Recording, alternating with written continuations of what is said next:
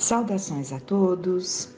Vamos então buscar para nossa reflexão mais uma página do livro Nosso Lar, cujo objetivo é nos auxiliar ali na composição do entendimento das temáticas a serem trazidas nas nossas reuniões familiares, no culto do Evangelho, para que consigamos, com uma base mais sólida, um entendimento mais profundo, compreendermos essa composição da família, as necessidades nossas, as de cada um dos nossos, para que consigamos fazer com que essa construção do lar, né, de cada um de nós se faça da forma mais proveitosa.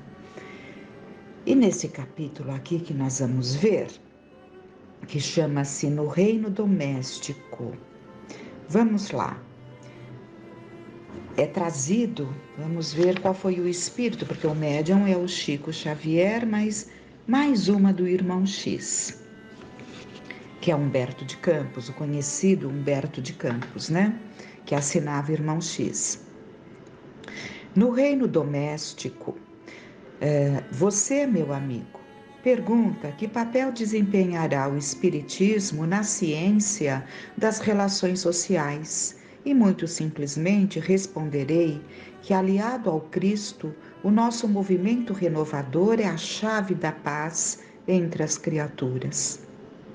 Já terá refletido, porventura, na importância da compreensão generalizada com respeito à justiça que nos rege a vida e à fraternidade que nos cabe construir na terra?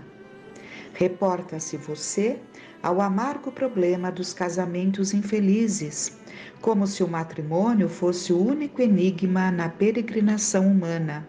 Mas se esquece de que a alma encarnada é surpreendida a cada passo por escuros labirintos na vida de associação. Então, é como se ele estivesse respondendo a cada um de nós, né? Você, meu amigo. Então, cada um de nós vai buscar ali as suas justificativas, as suas interrogações, para tentar compreender como que se dá uma vida mais plena entre os familiares, né?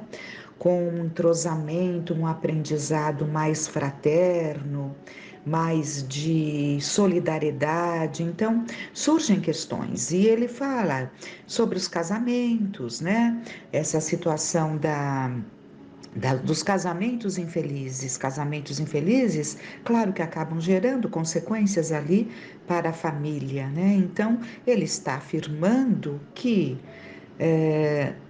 um casamento infeliz não é a única situação que se encontra na Terra. Vamos até repetir.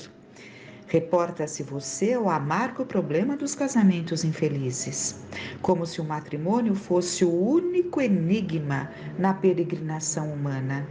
Mas se esquece de que a alma encarnada é surpreendida a cada passo por escuros labirintos na vida de associação, porque mesmo essas situações mais delicadas, de casamentos de reajuste, de casamentos de reencontros criados por situações de reajuste, que nós sabemos que realmente ocorre, se estivéssemos mais preparados para essas questões, esse casamento não seria infeliz assim.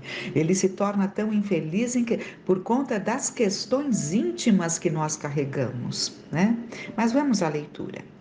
Habitualmente renascem juntos, sob os elos da consanguinidade, aqueles que ainda não acertaram as rodas do entendimento no carro da evolução, a fim de trabalharem com o abnegado buril da dificuldade sobre as arestas que lhes impedem a harmonia. Jungidos à máquina das convenções respeitáveis no instituto familiar, caminham lado a lado sob os aguilhões da responsabilidade e da tradição, sorvendo o remédio amargoso da convivência compulsória para sanarem velhas feridas e manifestas. Então, Aqui ele está relatando uma realidade de que muitas vezes na composição da família o reencontro daquele homem, daquela mulher, né, do casal, que se reencontrará ali para acertar-se, ajustar-se, né? Dar aquilo que tirou no passado, conquistar aquela confiança que traiu no passado, e assim vai na composição familiar, idealizada e criada por Deus. É assim que se processa, né? A, o, a família é a bendita oportunidade de nos recompormos, de nos reajustarmos. Mas vamos lá. E nesse vastíssimo roteiro de espíritos em desajuste, não identificaremos tão somente os cônjuges infortunados. Além deles, há fenômenos sentimentais mais complexos. Então, aqui ele vai além, porque de modo geral nós ficamos muito ali no casal que não se entende, no casal que não se completa, sabendo, né? Sabendo que muitas vezes são as dificuldades íntimas de cada um que faz com que aquele casamento se torne tão mais difícil, né? Mas ele vai trazer outras questões bastante sinalizadoras para todos nós. Então, além deles, há fenômenos sentimentais mais complexos. Existem pais que não toleram os filhos e mães que se voltam impassíveis contra os próprios descendentes. É difícil, né? É difícil acatarmos isso, mas é o que se dá. Existem pais que não toleram os filhos e mães que se voltam impassíveis contra os próprios descendentes. Quem não vive essas experiências se questiona como isso é possível, né? Mas é possível, porque nesses reencontros há situações mais delicadas, de situações mais difíceis criadas entre aquele que hoje é pai e aquele que hoje é filho. Mas estamos juntos e cabe então, né? Cabe então a estes pais desenvolverem o sentimento de afeto. Enquanto não brota o afeto, que brote a responsabilidade de pai, de mãe, né? Que não pode ter determinados comportamentos, usar de determinadas atitudes, usar de determinadas palavras para com os filhos ou com o filho. Mas vamos lá. Há filhos que se revelam inimigos dos progenitores e irmãos que se exterminam dentro do magnetismo degenerado da antipatia congênita, dilacerando-se uns aos outros com os raios mortíferos e invisíveis do ódio e do ciúme, da inveja e do despeito, apaixonadamente cultivados no solo mental. Os hospitais e principalmente os manicômios apresentam significativo número de enfermos que não passam de mutilados espirituais dessa guerra terrível e incruenta na trincheira mascarada sob o nome de lar. Olhem que colocação profunda e preocupante, dizendo que muitos os manicômios, que são hospitais psiquiátricos, né, guardam ali muitos enfermos que são os feridos de guerra, né? Mas os feridos na guerra no próprio lar. São essas situações mais delicadas em que vêm espíritos ali que trazem um passado mais doloroso, mas vêm para o acerto. Mas muitas vezes encontrando ali a crueldade por parte daqueles que compõem ou daquele que compõe este lar, né? Não encontram ali o ambiente que deveriam encontrar e tornam-se esses mutilados psiquicamente e que acabam muitas vezes caminhando para esses desequilíbrios mais profundos. Batizam-nos os médicos, continuando a leitura, batizam-nos os médicos com rotulagens diversas na esfera da diagnose complicada. Entretanto, na profundez das causas reside a influência maligna da parentela consanguínea que, não raro, copia as atitudes da tribo selvagem e enfurecida. Estamos ouvindo, não é? Estamos ouvindo, porque às vezes famílias um pouco mais polidas, digamos assim, elas não têm a atitude propriamente dita de uma tribo selvagem, não tomam essas atitudes mais que demonstram abertamente esse enselvajamento, né? São mais polidos, mais educados culturalmente, mas em cada frase, em cada colocação está ali velada aquela alfinetada que aquele que está recebendo percebe. Estamos entendendo? Então vamos.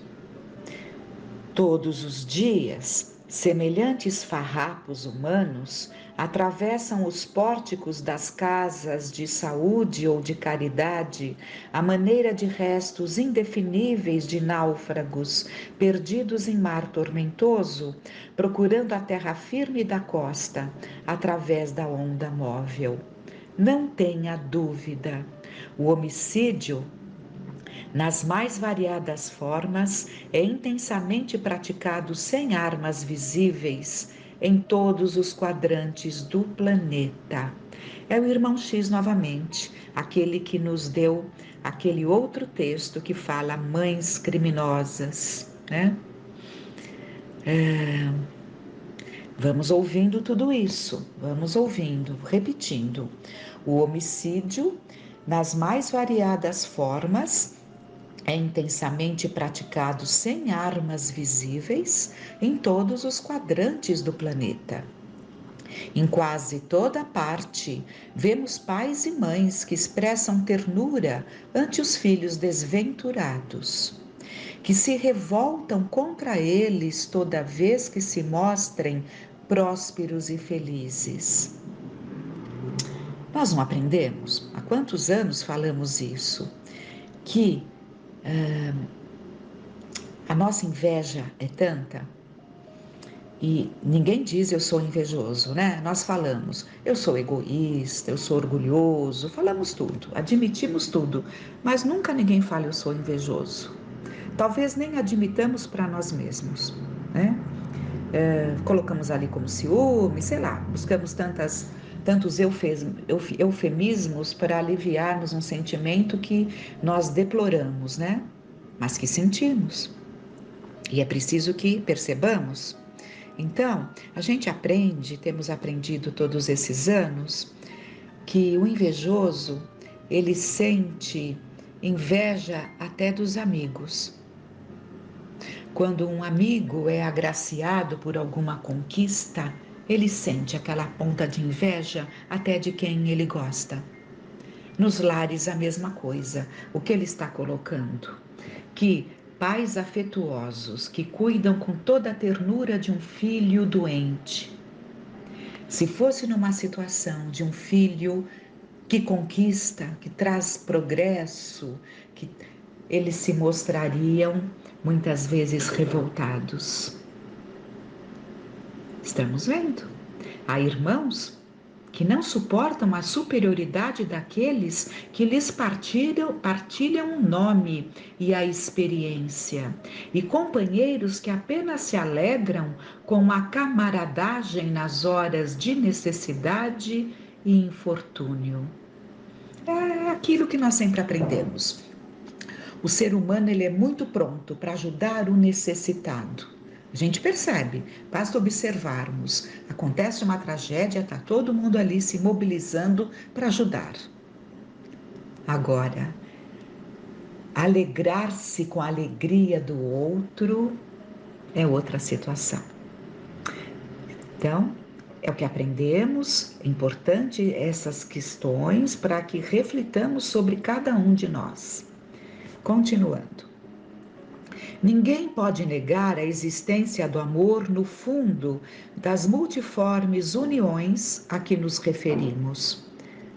Então, existe o amor nessas variadas uniões, mas esse amor ainda se encontra à maneira do ouro inculto, incrustado no cascalho duro e contundente duro e contundente do egoísmo e da ignorância que às vezes matam sem a intenção de destruir e ferem sem perceber a inocência ou a grandeza de suas vítimas.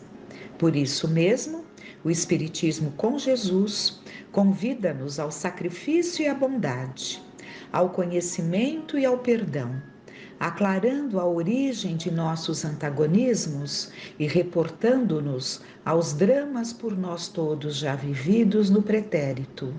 Acenderá um facho de luz em cada coração, inclinando as almas rebeldes ou enfermiças à justa compreensão do programa sublime de melhoria individual em favor da tranquilidade coletiva e da ascensão de todos. Desvelando os horizontes largos da vida, a nova revelação dilatará a esperança, o estímulo à virtude e à educação. Então, desvelando os horizontes largos da vida, a nova revelação, que é o Espiritismo, a terceira revelação, a primeira Moisés, a segunda Jesus e a terceira o Consolador prometido, que veio nessa condição dessa doutrina que alcançará a todos. Lembrando-se sempre que doutrina não é especificamente uma religião, é uma doutrina, filosofia, ciência de fundo religioso. Mas voltando aqui, desvelando os horizontes largos da vida, a nova revelação dilatará a esperança, o estímulo à virtude e à educação em todas as inteligências amadurecidas na boa vontade, que passarão a entender, nas piores situações familiares, pequenos cursos regenerativos, dando-se pressa em aceitá-los com serenidade e paciência, de vez que a dor e a morte são invariavelmente os oficiais da divina justiça, funcionando com absoluto equilíbrio em todas as direções, unindo ou separando almas, com vistas à prosperidade do infinito bem. Assim, pois, meu caro, dispense-me da obrigação de maiores comentários que se fariam tediosos em nossa época de esclarecimento rápido, através da condensação dos assuntos que dizem respeito ao soerguimento da terra. Observe e medite, e quando perceber a imensa força iluminativa do Espiritismo cristão, você identificará Jesus como sendo o sociólogo divino do mundo e verá no Evangelho o código de ouro e luz, em cuja aplicação pura e simples reside a verdadeira redenção da humanidade. Irmão X. Profundo texto para nossa reflexão, para observarmos os nossos sentimentos, para observarmos como nos colocamos junto de cada um que compõe o nosso lar, estendendo a nossa parentela, mas especialmente o nosso lar, que é de nosso convívio direto, E vejamos ali os pontos que temos que ajustar, modificar ou engrandecer. Aqueles que percebemos que estamos ali agindo da forma adequada, vamos engrandecendo esse tipo de comportamento, esse tipo de relação. Então, reflitamos muito, há textos que temos que ler várias vezes, ou ouvir, digamos, várias vezes, para conseguirmos ali aprender os ensinamentos. E quando ele fala que o Espiritismo com Jesus né? Porque há muitas manifestações mediúnicas em crenças que foram se formando aí, porque existe essa relação com esse intercâmbio com a espiritualidade, mas que não é o espiritismo. O espiritismo foi um termo criado por Allan Kardec.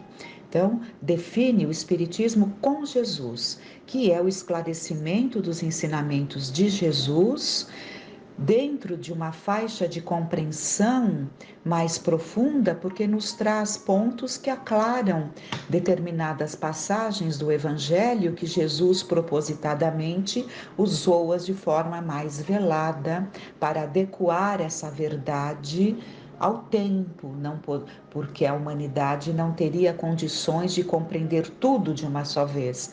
Então ele deixou tudo ensinado, mas alguns pontos necessitam de ouvidos de ouvir e olhos de ver para se alcançar. E a doutrina espírita veio justamente nos ajudar a aclarar esses pontos, porque Jesus nos trouxe tudo. E quando nós falamos que a doutrina é um tripé, filosofia, ciência, de fundo religioso, é usando esse termo no sentido, que é um termo que Kardec usou em determinada situação, no sentido de que ninguém precisa ser adepto da religião espírita para buscar esta compreensão, né? Com certeza um dia todas as crenças, todas as formas de crer, porque cada um tem ali a sua forma de exteriorizar a sua fé. E isso é um processo natural nessa escalada evolutiva. Mas se abrirão para esses conhecimentos que aclararão, né, o Evangelho de Jesus. Mas para muitos, o Espiritismo se transformou numa religião, né, na religião que se professa, né, porque vivem essa experiência dentro do Espiritismo, mas ele veio para todos. A proposta de Kardec foi alcançar a todas as crenças, a todas as formas de crer, para unir a todos nesse eixo comum, que é sentirmos-nos filhos de um Deus único, compreendermos a imortalidade da alma, né? E compreendermos a reencarnação, que é o ponto que traz algumas questões, mas todos alcançarão esse entendimento, porque senão não compreenderão nada do que acabamos de ler nesse texto, o porquê desses afetos tão profundos por um e uma rejeição pelo outro. Mas o tempo se foi, que fiquemos em paz.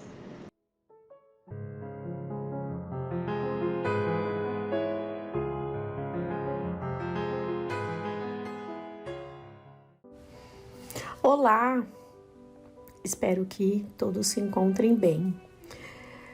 Hoje nós vamos ler uma mensagem que está no livro Caminho, Verdade e Vida. É uma psicografia de Chico Xavier pelo Espírito Emmanuel. Eu quis trazer essa mensagem porque eu acho importante termos esse hábito, né, de termos próximo de nós, em nossa cabeceira, ou na mesa do trabalho, na bolsa, sempre à nossa mão, ao alcance das nossas mãos, um livro de mensagens. Emmanuel tem vários livros de mensagem, então fica fácil a nossa reflexão, porque ao longo do nosso dia, são dias com agenda muito cheia, né? Acredito que a grande maioria das pessoas está nessa situação, com muitas tarefas no dia a dia, de domingo a domingo. Então, temos nossas tarefas pessoais, as nossas tarefas profissionais, e dentro delas as subdivisões, né? No trabalho, as tarefas ali, a rotina do dia a dia. Às vezes temos que, né, adicionar a isso uma preparação, um estudo, ou estamos fazendo ao mesmo tempo uma faculdade, ou participando de uma pós-graduação, um curso técnico e trabalhando ao mesmo tempo. Temos também as nossas tarefas pessoais, que aí incluem a família, o estudo, o refazimento, tarefas mediúnicas, né, do trabalho mediúnico no centro, questões aí de saúde, né? Isso é importante termos uma rotina de saúde. Temos que cuidar muito bem, não só do nosso físico, como do espiritual e do emocional. Lendo, né, essas mensagens, é como se estivéssemos fazendo uma higiene mental, porque paramos um momento dessa rotina para essa leitura. E como normalmente os livros de mensagem são livros de, né, 1,5 página cada mensagem. Então são poucos parágrafos, dá para a gente ler. E o certo seria a gente refletir ao longo do dia e até reler a mesma mensagem. Não de uma forma de ritual, não é nada disso, mas para que a gente fique com a mensagem principal na nossa cabeça e busque aplicar, porque são pequenas pílulas de sabedoria. É importante que a gente leia com atenção, que seja de fato um momento em que estejamos presentes, lendo a mensagem, lendo o evangelho, fazendo os nossos momentos de estudos diários. Como eu disse, a rotina às vezes nos aperta. Então, tem pessoas que conseguem fazer logo no começo da manhã, assim que acordam, porque ela já está com a cabeça fresca, já começa nesse ritmo menos acelerado de reflexões. Outras pessoas conseguem no meio do dia, na tarde, à noite, né? Mas o ideal é que não estejamos cansados, que estejamos presentes. Não é só passar o olho. Existe uma diferença, né, entre ler e estudar. Ler a gente só passa o olho, né? O que a gente está retendo? O estudar tem ali o aprofundamento, a reflexão, e é exatamente isso que um livro de mensagens nos traz, né? Nos ajuda muito. Precisamos começar a ter esse hábito da reflexão, né? Aqueles que não têm, busquem. Aqueles que já têm, que se fortaleçam, porque cada vez mais temos essa necessidade. E um outro ponto importante que eu gostaria de destacar é fontes seguras, né? Nada de correntes de WhatsApp, de Instagram, né? Mensagens ali colocadas de forma até massivas em nome de espíritos, né, que poderiam ali validá-las, né? Nós sabemos, existem muitas mensagens até do Chico, com a foto dele que não saiu dele, ou está colocada num outro contexto. Então, que busquemos, né, na riqueza que é a literatura dessas obras básicas, termos esses momentos de reflexões, né? Então, as mensagens nos ajudam na reflexão, o Evangelho, sem sombra de dúvida, na nossa iluminação. Então, o Evangelho também é uma leitura diária, tem que estar na nossa cabeceira, né? Aqueles que não têm, busquem, porque o Evangelho é uma leitura diária, livro de cabeceira. Temos que ler, né? Ou de forma contínua, ou abrindo aleatoriamente, ou estudando parágrafo, mas o Evangelho tem que ler. E mais as obras básicas, que nós estamos falando tanto, né? E tanto é necessário estarmos em Kardec, né? A nossa fonte, a nossa essência, estudarmos a doutrina espírita, outras obras básicas complementares para nos ajudar na nossa tarefa de iluminação, nos fortalecer no trabalho, na nossa jornada, né? Aí eu já estou falando de um trabalho mediúnico, né? O médium precisa estudar, mas não com aquela coisa de o tem que, de obrigação, mas sim de doação, porque quanto mais nós sabemos, mais nós melhoramos, estamos mais sintonizados, menos sujeito a dificuldades. Precisamos vigiar sempre, isso é fato, sempre temos que vigiar, orar e vigiar. Não é porque somos médios não podemos cair, sabemos disso e caímos mesmo, né? Então nós temos que ter esse fortalecimento. O conhecimento nos ajuda, nos estrutura para enfrentarmos as adversidades, as dificuldades do caminho. Então a mensagem é número 44, o cego de Jericó. dizendo: que queres que te faça? E ele respondeu: Senhor, que eu veja. Essa passagem está no Evangelho de Lucas, capítulo 18, versículo 41. Então, em todos os nossos estudos, as palestras, nós temos sempre visto com companheiros que enfatizam muito, né, essas perguntas que Jesus fazia. Eram perguntas abertas, né, perguntas ali que faziam pensar, refletir. O cego de Jericó é das grandes figuras dos ensinamentos evangélicos. Informa-nos a narrativa de Lucas que o infeliz andava pelo caminho, mendigando. Sentindo a aproximação do mestre, põe-se a gritar, implorando misericórdia. Então, se nós nos colocarmos no lugar dele, quantas e quantas vezes estamos andando, rodando, né? Andando em círculos, como diria antigamente, né? As pessoas falavam bastante, andar em círculos. Acho que é tão difícil de ouvir isso hoje em dia, mas é uma figura que nos remete, né? Parece que você anda e tá desvairado, tá perdido, sem rumo. Quantas pessoas falam, né, que eu queria encontrar um propósito, mas não tem um objetivo. Tá sempre ali vivendo de migalhas, de doação dos outros, doação no sentido evangélico, né, de conselhos amorosos, esperando que alguém nos diga o caminho. Mas às vezes a gente já ouviu o caminho várias vezes e aí a gente é cego e surdo, que a gente não quer, né, colocar em prática. Então, interessante, né?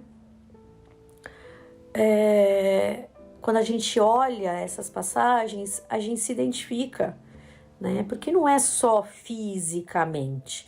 Fisicamente é fácil a gente reconhecer, né? Então, sabemos que tem espíritos que encarnam com a prova da cegueira total, já nascem, né? Sem a visão, sem esse sentido, ou adquirem a cegueira ao longo da vida, da encarnação, como prova num acidente, numa doença ocular. Tem aqueles que têm perda parcial, né? Vivem com uma visão limitada, mas a visão nos dá uma importante comparação, porque nós que temos a visão perfeita, muitas vezes nos comportamos como cegos e como mendigos espirituais, né? Estamos vendo, mas não queremos ver, não estamos enxergando de fato. Então, aqui, quando Emmanuel coloca, né, quando a gente está próximo de Jesus, do mestre, a gente implora por misericórdia. Só que é interessante que a gente só está próximo mesmo dele quando estamos passando por um momento de dor, de dificuldade, de prova. Aí a gente implora, né? Queremos ser amigos de Jesus. Ele sempre é o nosso amigo, né? O nosso mestre. Mas nós nos esquecemos dessa amizade quando estamos na abundância, na felicidade, na fartura, ou nessas buscas desenfreadas que temos em relação a conquistas materiais, ao sucesso, né? O sucesso terreno. Nunca devemos esquecer, né? Como Jesus nos ensinou, o reino dele, né? A frase é: o meu reino não é deste mundo. Então, não sejamos cegos e estacionados, plantando para algo que ficará aqui. Temos que sobreviver, temos que nos desenvolver, pagar as nossas contas, cuidar, né, da nossa família, como eu mencionei no começo, cuidar da nossa saúde, do lar, da alimentação, prover, mas não esqueçamos que ficará tudo de matéria, fica aqui. Então, por que a gente só implora, né, grita por misericórdia a Jesus quando estamos na dificuldade? Quando deveríamos estar sempre gratos, ligados a Ele, honrando a Ele, louvando a Ele. Irritam-se os populares em face de tão insistentes rogativas. Então o cego se aproxima de Jesus e fica ali gritando, até importunando, né? Então insistindo.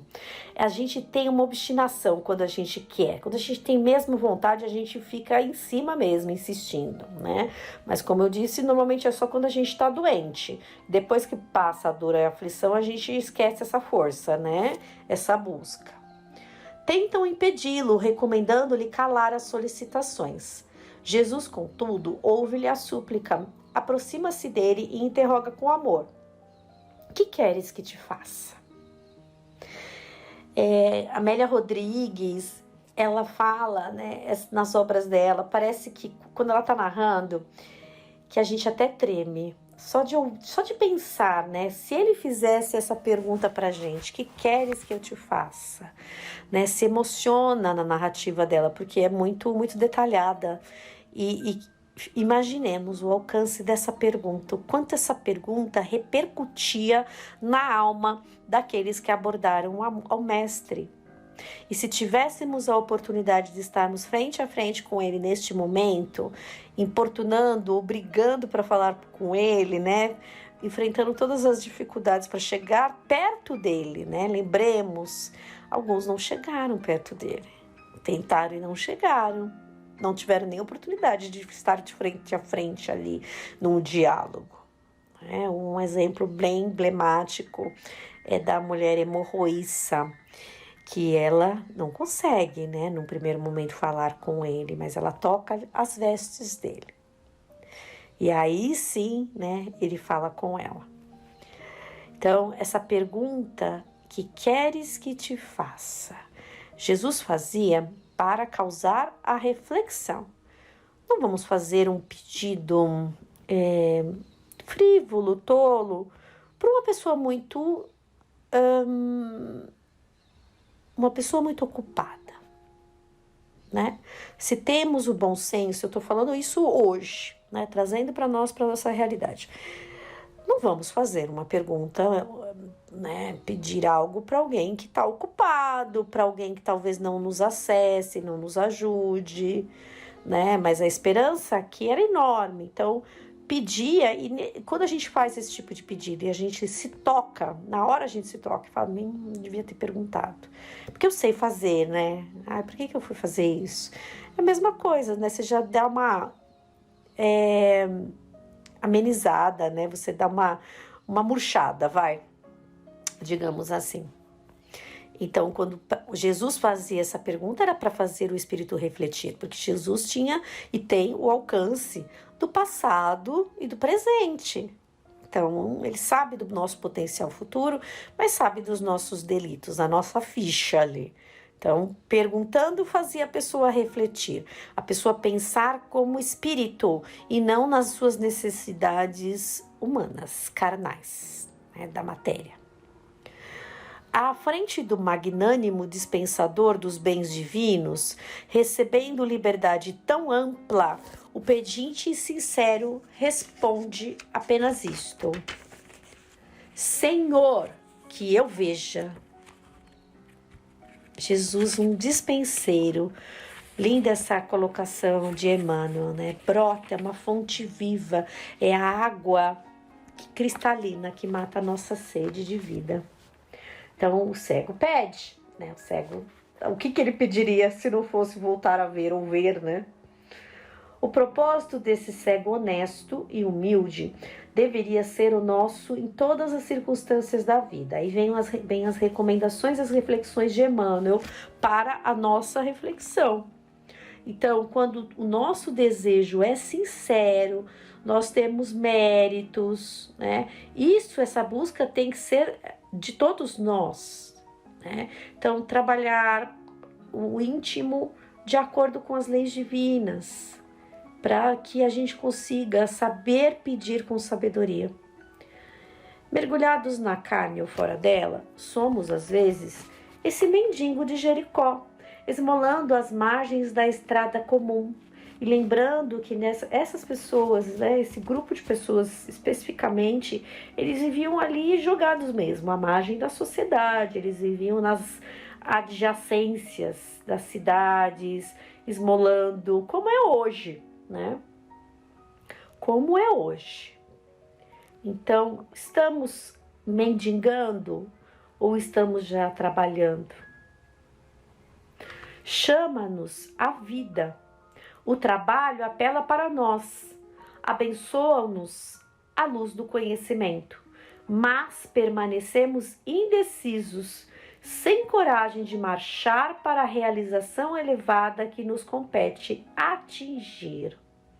Então, ao chamado da encarnação, temos o compromisso que assumimos, né? E aí Deus, na sua misericórdia infinita, provê todos os recursos, todos os instrumentos.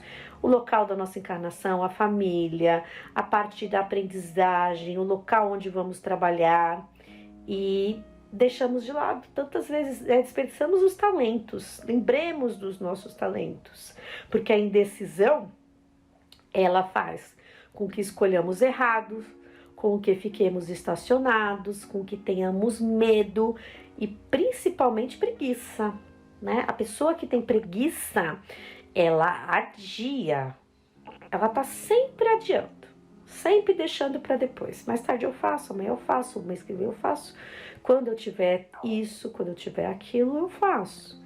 E aí, ou então a gente também se veste da desculpa de dizer, não, isso eu já sei. Já sabe, mas não faz. Já estudou, mas não aplicou. E há ainda aqueles que falam, não, mas é que eu tô tão sobrecarregado. Eu tenho um monte de coisa para fazer, não dá, né? E aí quando você pergunta, mas o que é que você tem tanto para fazer? E aí você vê que não tem tanta coisa assim para fazer. É porque é preguiça mesmo, né? A gente vai estacionando, vai deixando de lado. Então, Deus nos dá o recurso. Não sejamos mais as pessoas indecisas, porque a marcha é nossa. A marcha é nossa. O caminho, a subida da montanha, quem tem que fazer somos nós. Não adianta a gente achar que alguém vai fazer e a gente vai atrás, que a gente só vai conseguir fazer se alguém fizer primeiro. Nada disso. E quando surge a oportunidade de nosso encontro espiritual com o Cristo, além de sentirmos que o mundo se volta contra nós, induzindo-nos à indiferença, é muito raro sabermos pedir sensatamente. Então vamos lá. Estamos fazendo a nossa oração diária, a nossa prece. No momento de dormir, o que nós estamos, em encontro com Cristo? Estamos elevando o nosso pensamento a Deus, a Jesus. Estamos pedindo para Ele. Abrindo o Evangelho, a leitura. E aí? O que vem? A gratidão, o bom senso, a sabedoria? Ou a gente fica ali reclamando do outro, reclamando da vida, pedindo para Deus e para Jesus nos livrarem de pesos? Quantas vezes, me livra disso, me livra desse emprego, me tira desse ambiente que eu não quero mais estar, encerra esse ciclo. Só que a gente não sabe nem o que a gente está pedindo, porque o que a gente tem é justamente o necessário para todos nós vencermos. Por isso mesmo, é muito valiosa a recordação do pobrezinho mencionado no versículo de Lucas. Porquanto não é preciso compareçamos diante do mestre com volumosa bagagem de rogativas. É isso mesmo, a gente tem que ter sabedoria. Não adianta ir com uma lista de pedidos, né? O que a gente está disposto mesmo a realizar? Porque, logicamente, nós sabemos, depois da pergunta da cura, que eram curas ali permitidas, depois ele falava, não peques mais. Não reincida, não seja reincidente nos mesmos erros. É um compromisso que a gente firma. Se a gente vai no médico e pede ali uma medicação para curar uma doença, a gente se sujeita a um tratamento. O que adianta a gente, depois de curado, voltar a ter os mesmos vícios? Basta lhe peçamos o dom de ver com exata compreensão das particularidades do caminho evolutivo. É isso. Emmanuel está sendo aqui cirúrgico. A gente precisa ter os olhos de ver, os ouvidos de ouvir. Peçamos um conselho ao Cristo, peçamos um direcionamento, que a gente consiga ouvir, que a gente consiga enxergar uma alternativa, o caminho, que a gente tenha fortalecimento, né? Suporte às provas, tenha serenidade, paciência. Então a gente tem que saber pedir com sabedoria, não é a solução, mas como solucionar. Que o Senhor, portanto, nos faça enxergar todos os fenômenos e situações, pessoas e coisas com amor e justiça, e possuiremos o necessário à nossa alegria imortal. Então fica aqui para a nossa reflexão, a mensagem, então eu vou repetir, de número 44, chamado Cego de Jericó. Para quem quiser ler de novo, buscar em PDF ou tiver o livro, busquemos nos iluminar, busquemos enxergar, não atuemos mais, não hajamos mais como cegos e mendigos espirituais, porque não somos. Um grande abraço e até a próxima, se Deus quiser.